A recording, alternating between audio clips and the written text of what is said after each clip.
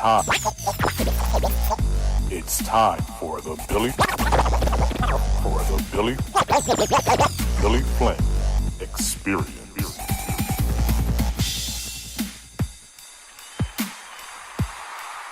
Thank you so much for joining me once again for the Billy Flint Experience.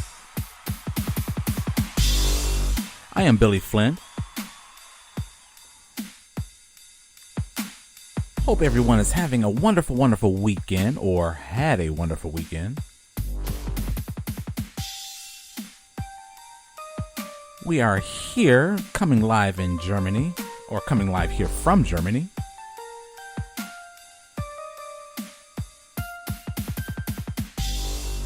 We're going to get into the scheduled podcast for tonight. Of course, it is nighttime here in Germany. And it might be daytime or afternoon wherever you are in the rest of the world. But once again, thank you so much for joining me. It is such a pleasure. And as I always say at this time, if you got 'em, light 'em up. Because we're going to set the mood right.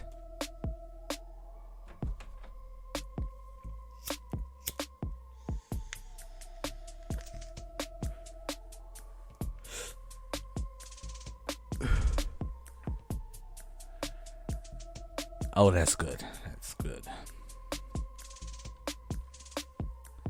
Okay, let's get it going. Let's get it popping. I was viewing a very, very interesting documentary on YouTube. And as a title of tonight's show is All the Players in the Game. This is more or less a reaction to the, I have to say, a wonderful, wonderful not podcast, but a wonderful, wonderful documentary, which was done very, very well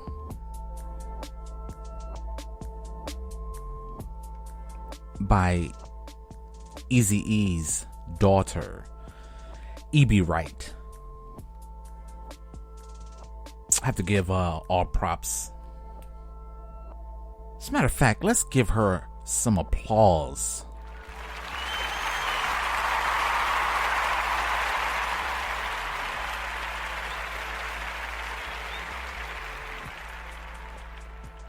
She represented her father very well. I have to give it to her on that. And this, of course, I have to say rest in peace, Eazy E, Ebie Wright. And this is in no way, shape, or form a disrespect. But this is my reaction to the documentary in which I viewed earlier today. And I just had to talk about it. Once again, his daughter, Ebie Wright. And she was basically focusing the documentary around the untimely death of Eazy E. In particularly how he died supposedly of AIDS. And you have a lot of different people in different camps that would almost say they beg to differ because of how it all unfolded, how it all took place. And like everyone else, I'm a great fan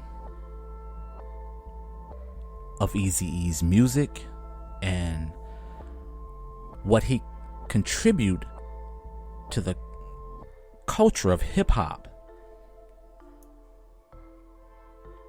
and music in general. I mean, if it wasn't for Eazy Eric Wright, Eazy E, there wouldn't have been no NWA. There wouldn't have been no Dr. Dre. There wouldn't have been no Ice Cube.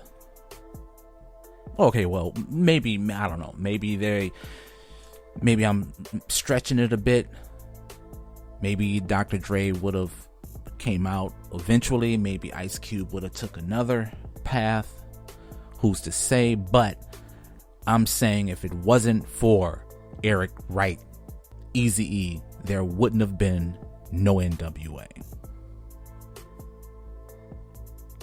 Let's get that straight.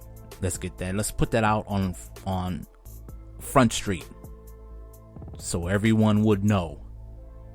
Gotta give him props and respect.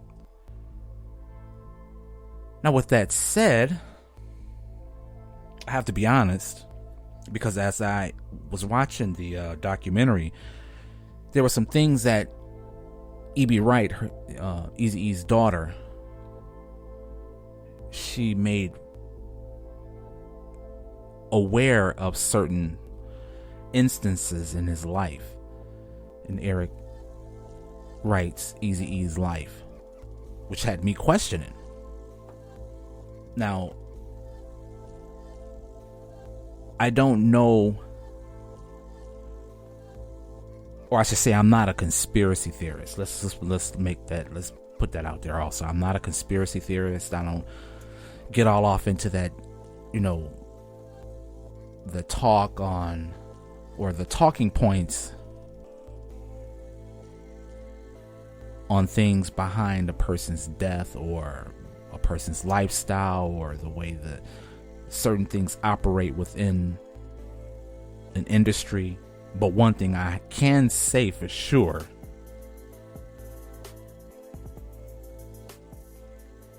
the music industry is demonic. They operate on some really dark spiritual energy. And that is just, it is what it is. It's a business. There's a lot of money at stake.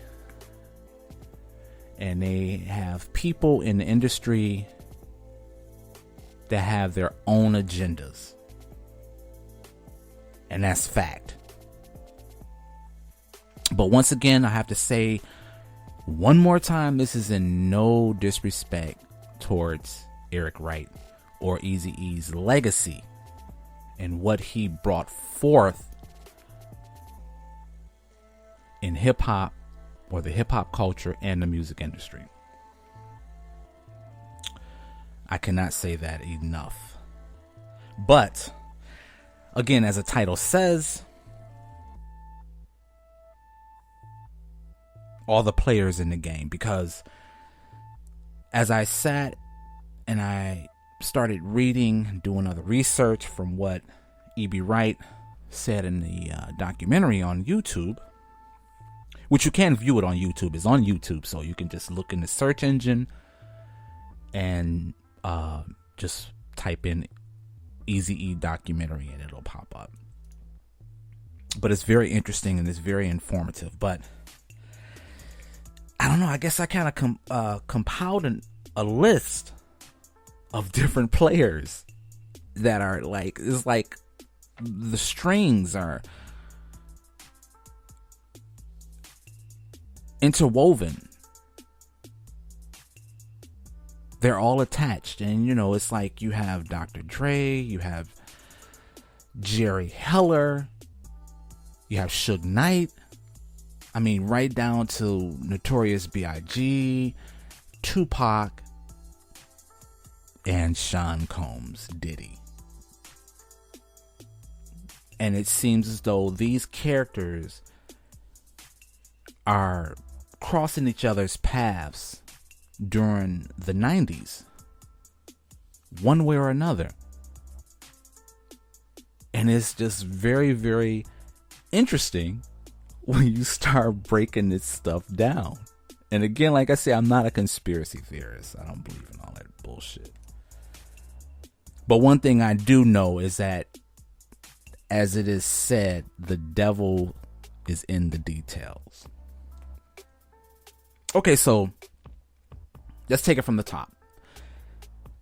Eazy E and Dr. Dre formulated NWA.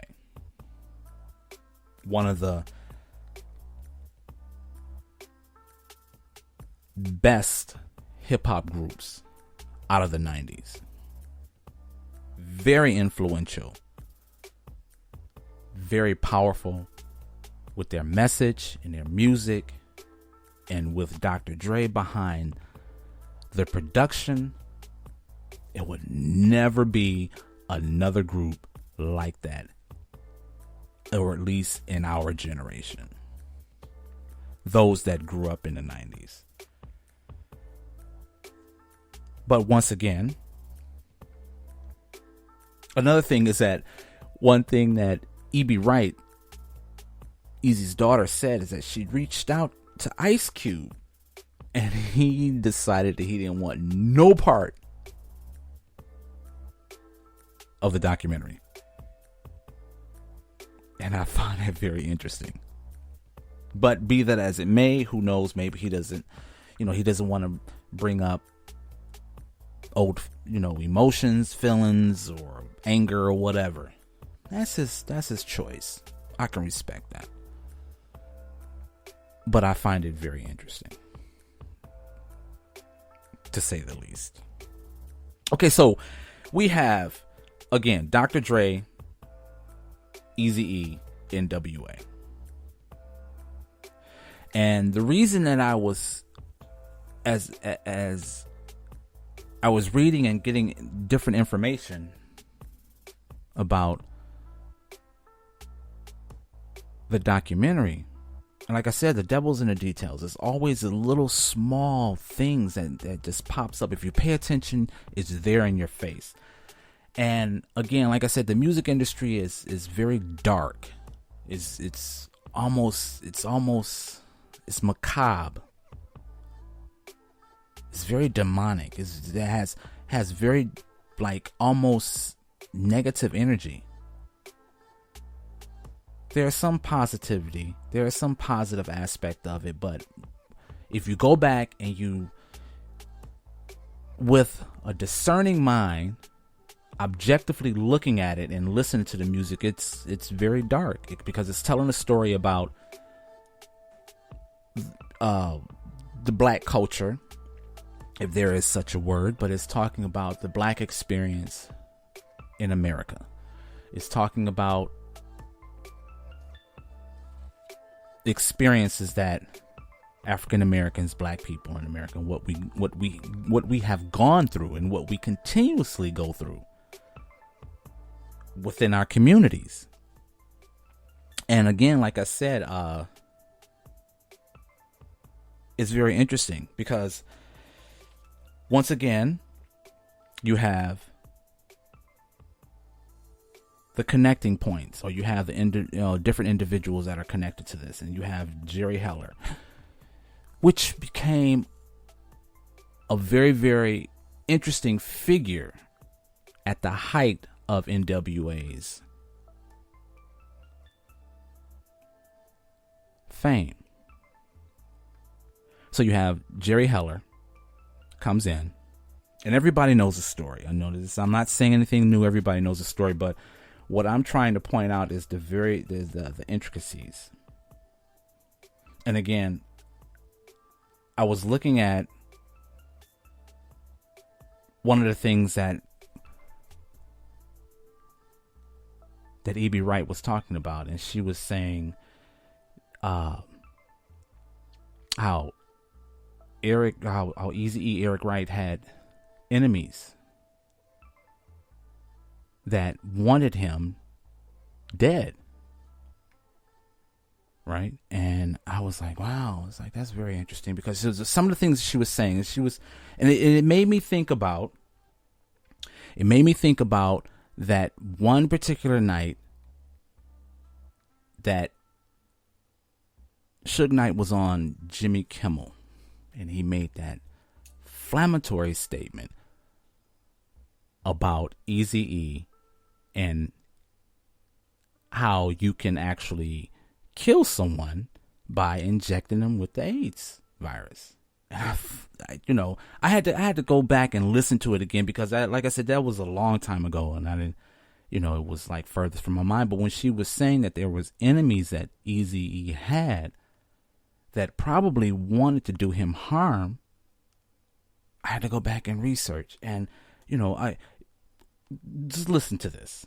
Right. So they got this new thing out there. People sell them all the time. They got this stuff they get blood from somebody with AIDS. Yeah. And then they shoot you with it. Oh, so well, that seems bad. That's a slow death. Yeah. An Eazy E thing, you know what I mean? Yeah. Oh, no. Okay. Crazy.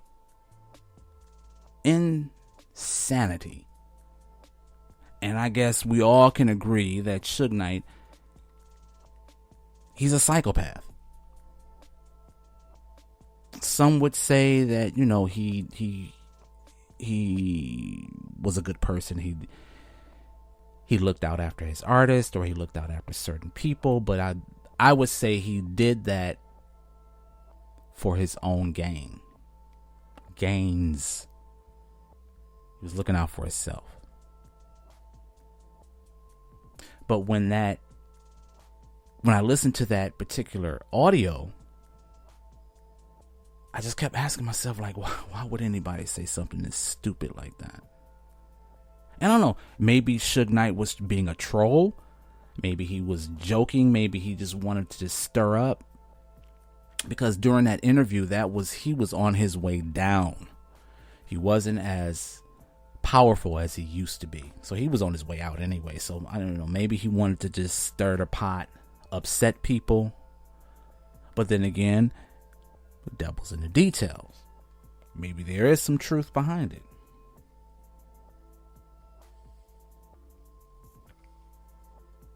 But what I find very interesting, going back to NWA, and again, this is no disrespect on Eazy E's legacy, but I have to bring this out. But I was going through the discography, the different music that NWA produced, and it was this one particular album, and I remember when it came out, and it was called Niggas for Life.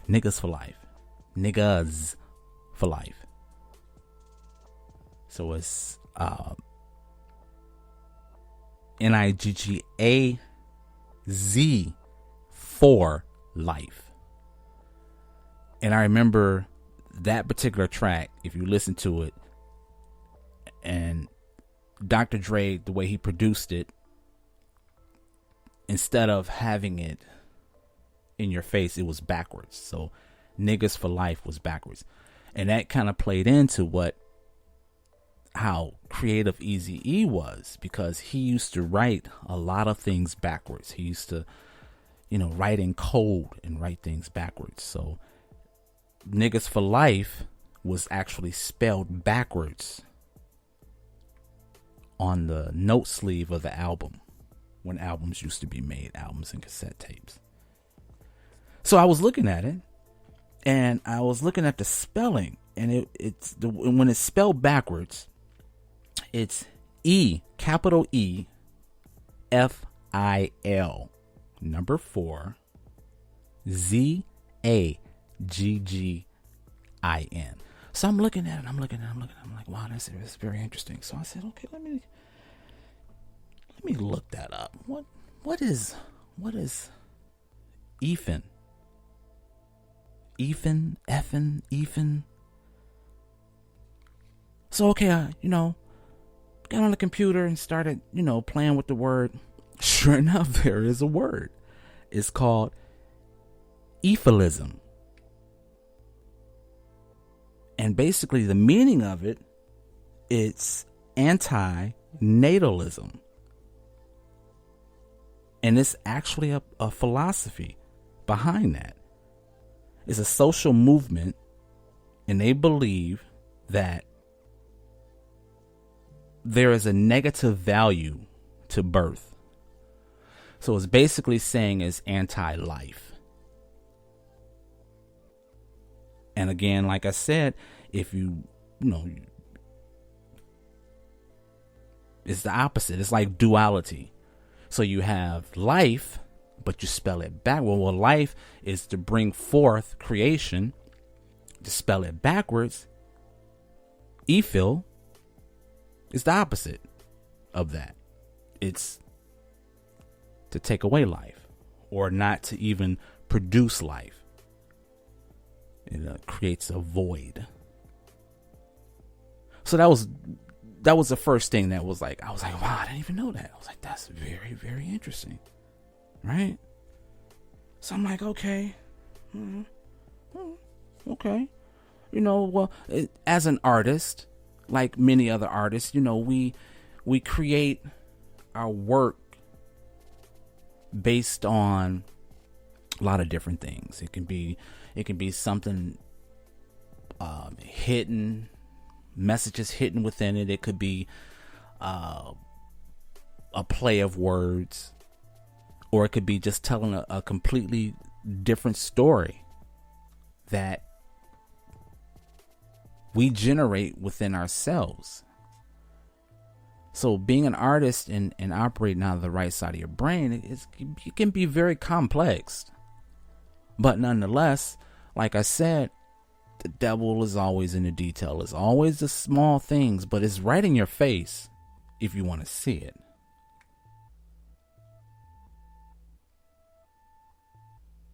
So I was like, wow, okay, all right. So we'll go over to Jerry Heller.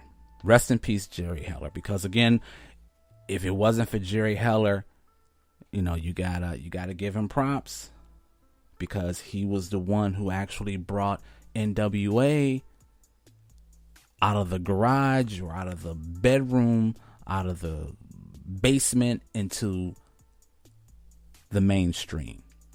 So you have to give him his props on that. But again, like all psychopaths that own corporations or that run corporations, Jerry Heller was a psychopath. He didn't care nothing about anybody but himself. And that was incident behind that is the reason that Ice Cube left. Maybe that's why Ice Cube didn't want to be a part of the documentary, because he just wants to forget about all of it.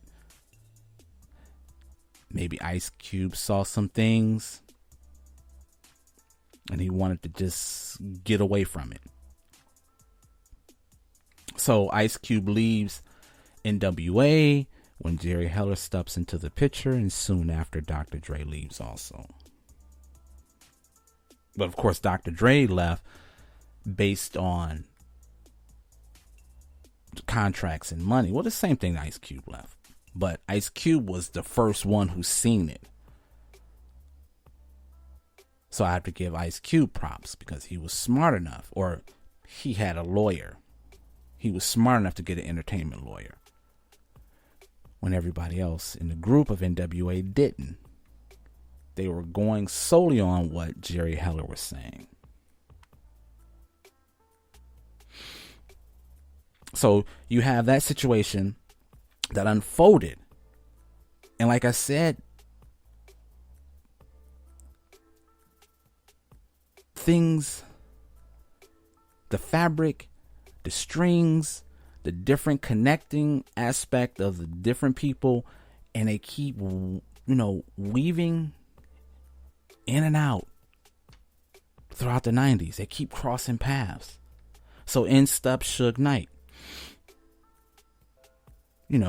Everybody knows the story that Suge Knight was a bodyguard. Okay, Dr. Dre goes to Suge Knight, and they start Death Row. But the one thing that really again stands out is that all of these names of albums and groups and companies. Well, I wouldn't say groups. I would definitely say corporations. Names of the companies, these record companies, and the name of these records that they're dark, very, very dark, very macabre. It's like almost bad energy. So Dr. Dre, Suge Knight starts Death Row. Death Row, of course, moves to Interscope to get a distribution deal. again, here we are with the weaving in and out. Fast forward, Dr. Dre falls out with Suge Knight. He moves over to Interscope to start his own Aftermath. At the same time, Tupac comes up on the scene. So now you have Tupac, you have Snoop Dogg, you have the Dog Pound, and they're like the front runners in Death Row.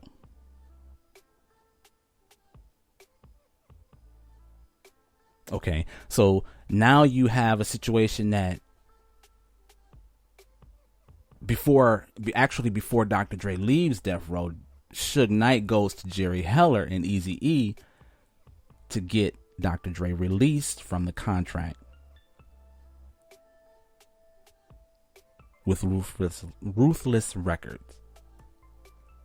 So they released him from his contract. So now Dr. Dre was with Death Row, and then soon after, Dr. Dre decided he wants to leave Death Row, moves over to Interscope, while at the same time Death Row has a distribution deal with Interscope. Now,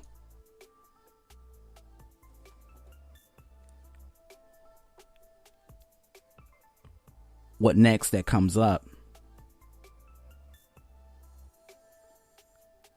is that once Tupac signs a deal with Death Row, he becomes like the major artist. So now you have Tupac, Death Row, and Death Row being the leader or the top record label during that time. The top. Towering over Bad Boys, towering over all the other smaller black labels, but they were the top. And I didn't really want to make this podcast this long, but I just find it very, very interesting. So just kind of hang out with me and listen to this, because it's going to get interesting. So you have Tupac going back and forth from LA to New York. And of course, Biggie Small comes in the picture. Tupac and Biggie Small they were best of friends in the beginning. So you have Biggie Smalls with Bad Boy Records, Diddy. So now Diddy comes in the picture. And this is where things get really interesting, because now you have Death Row, Bad Boys, and they're at each other's throat. So what do? They pit their artists against each other.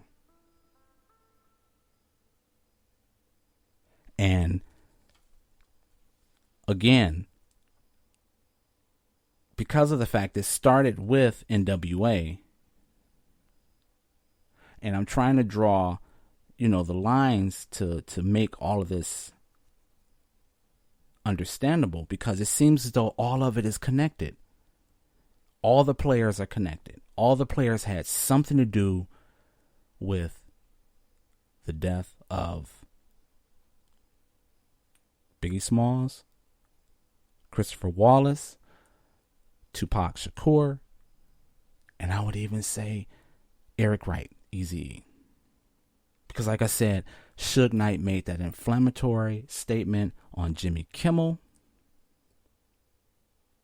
which everybody was shocked that he would say something as stupid as that. And maybe, who knows, the truth is going to come out. Sooner or later, the truth will come out, as long as people will continue to do these documentaries and keep putting the information out there. There are certain things that are going to pop up to other individuals that they're going to do their own research, and they're going to all put two and two together. That's how I look at it. But anyways, so you have the situation with Tupac and Biggie Smalls. Of course, again, Eric Wright, Eazy E, he succumbed to the AIDS virus. And again, like I said, that was a mystery. That was a shocker because people that was very close to Eric Wright, Eazy E, they doubted it from the start. But the way that it was put out into the public arena is that based on his lifestyle, dealing with a lot of different women, having a lot of unprotected sex, allegedly. It's not proven, but this is what the mainstream kind of like put two and two together. Well, he was very promiscuous. He didn't care about using protection. He was in a very famous hip hop group at the height of their popularity, and he lived his life fully. So this is what happened. But again, like I said, from the people that was very close to him, they, of course, had questions. They didn't believe it. And it's understandable. Because you have a situation like with these artists that are connected to these major record labels. And I'm not saying that this is what they're doing. These CEOs and executives that own these labels, I'm not saying this is their main focus, is to do away with their artists, but you have billions of dollars that can be earned. And like I said, it's no surprise that most of the people that are heading these corporations are psychopaths. They don't give a shit about nobody but themselves. I'll give you an example. Came across another interesting YouTube individual. Goes by the name of Gene the Deal. The Real Deal. Okay, Gene the Real Deal. He was a bodyguard of Mr. Combs during the height of Bad Boys Records. And he's been on YouTube. He's been on the internet on YouTube, I don't know, for the past 10, I would say maybe last 7 years, 8 years. And he's coming, he tells these interesting stories about his experiences with being the bodyguard for Mr. Combs, Puffy. And as he tells a story, it became more and more interesting because he would, he have it off and he would tell the stories in sections. And it would just like kind of bring you into what he's saying, and it's compelling, some of the information that he was saying. And it was this one particular time, and this is a couple of years ago. He was giving an interview. I forget what platform he was on, but he was giving an interview. This is what he was saying. This is what he said. This is very, very, very shocking. But listen to this. And then Puff came back downstairs. He was heated. He said, "Yo, Gene, I got 126 employees, and these people depend on me for their livelihoods. If these white folks thought or they would think that I had anything to do with any kind of gunplay, they wasn't going to fuck with me, and they not going to fuck with me." He said, I'm a businessman. I'm about making money, but something got to change. I don't give a fuck if Pac got to die, Big got to die, or Suge Knight go to jail. Something's got to change. And he took upstairs. He turned around and walked back upstairs. And it didn't dawn on me what he said. And then my man looked at me, and Bun was like, "Yo, that nigga said Big." I said, "Yo, he sure did." He said, "Yeah." He said, "Big gotta die?" He said, "Yo, he said Big." Interesting. And like I said, all this is all on YouTube. It's out there. So I'm not making any of this up. This is out there. All you have to do is go on the search engine and just type in Gene Deal, Puffy, Biggie, and you'll find it. Some of them have longer interviews, and some of them are like clips where you can just like actually just hit the clip and it'll play. But this is one of those clips. And again, this is not saying, I'm not saying that Mr. Combs had anything to do with Biggie's death or had anything to do with Tupac's death. I'm not saying that Suge Knight had anything to do with Eazy E's death. But again, the devil is in the details. It's right there. People making inflammatory statements that later comes back to haunt them. And I find it very, very interesting also and compelling to say that Mr. Combs all of a sudden has discovered God or thereof. Facsimile. But he's become this all about positivity and spreading love and inspiration. And that's fine. As we grow older, it happens, or it should happen. But again,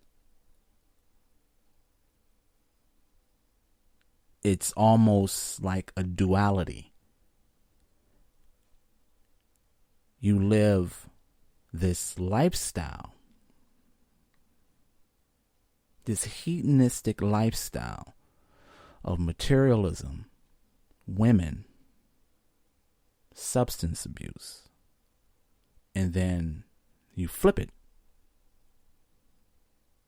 And it happens just at a time where things are like, we're living in a time and we're living in an age now where information is at our fingertips. We can get the information. And like I said, if people start putting two and two together. And then not only that, but it's just like, look at how people are living. Just look at, we're living, everything is on Front Street. Social media, people put their lives on social media. They're telling a story. They're telling a story about their lives. It's all on social media. And like I said, it just takes the right individual to just kind of like see it, put two and two together, and it's like, boom. The truth is right there in front of you. But again, like I said, I'm not saying, and I have to keep putting it out there, I'm not pointing the fingers that Sean Puffy Combs had anything to do with Biggie Small's death, and he had nothing to do with Tupac's death. Same thing with Suge Knight. I'm not saying that they had anything to do, so that is my disclaimer. But all I'm saying is that the devil is in the details. So, be that as it may. But again, like I said, applause goes out to Eazy E's daughter, Ebie Wright. She did a wonderful job on the documentary. It's worth watching. It's very informative. And I would just like direct everyone to go and just check it out because it's very good. She did a wonderful job. So that's it for the podcast. I'm sorry to kind of talk so much because, as I always said, I want to keep my podcast less than 15 minutes, but this was a very, very important podcast to me because of the fact, like I said, I am a music junkie. I love music. I love all different forms of music, and hip hop is one of them. And from watching Ebie Wright's documentary about her father and his legacy, Eazy E's legacy, it just, I had to just kind of just put it out there from the information into what I started picking up on. So anyways, thank you so much for joining me. Look forward to being with you again. Have a wonderful, wonderful safe start of the week, and God bless. Talk to you soon.